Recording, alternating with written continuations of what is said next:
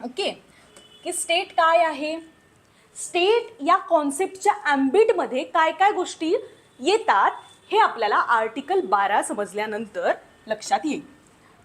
आता का स्टेट ही कॉन्सेप्ट समजून घेणं इम्पॉर्टंट आहे, कारण आपले जे फंडामेंटल राईट्स आहेत ते एन्फोर्सेबल आहेत against arbitrary action of government or state.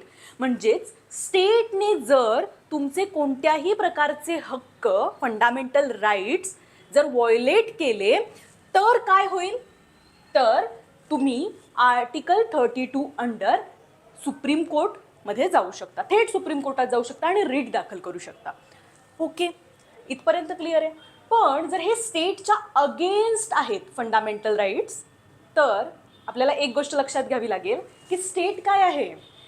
जर आपल्याला स्टेट काय आहे हे माहीत असेल तर मग आपल्या फंडामेंटल राईट्स जे काही एन्फोर्स आपल्याला करायचे आहेत तर ते आपण कोर्टात जाऊन आर्टिकल 32 अंडर करू शकतो.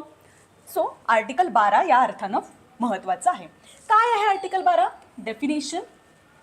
In this part unless the context otherwise required the state includes. काय काय इन्क्लूड करतं स्टेट बघा, government and parliament of India and the government and the legislature of each state. बघा इथे काय आहे, सिम्पल आहे, एक्झिक्युटिव्ह आहे आणि लेजिस्लेचर आहे. एक्झिक्युटिव्ह म्हणजे आपलं गव्हर्नमेंट, एक्झिक्युटिव्ह स्टेट एक्झिक्युटिव्ह आणि सेंटरचं एक्झिक्युटिव्ह, आणि त्याचबरोबर लेजिस्लेचर म्हणजे law making body. Law making बॉडीमध्ये कोण येतं, पार्लमेंट येतं आणि स्टेटचे लेजिस्लेचर्स येतात. सो हे कोण आहेत, स्टेट्स आहेत. आता पार्लमेंट म्हटल्यानंतर पार्लमेंटमध्ये कोण कोण येणार, प्रेसिडेंट येणार, लोकसभा आणि राज्यसभा.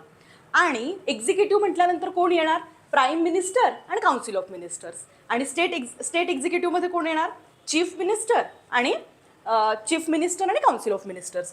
ओके, आता ही सगळी लोक आपल्याला समजली की कोण आहेत, स्टेट आहेत.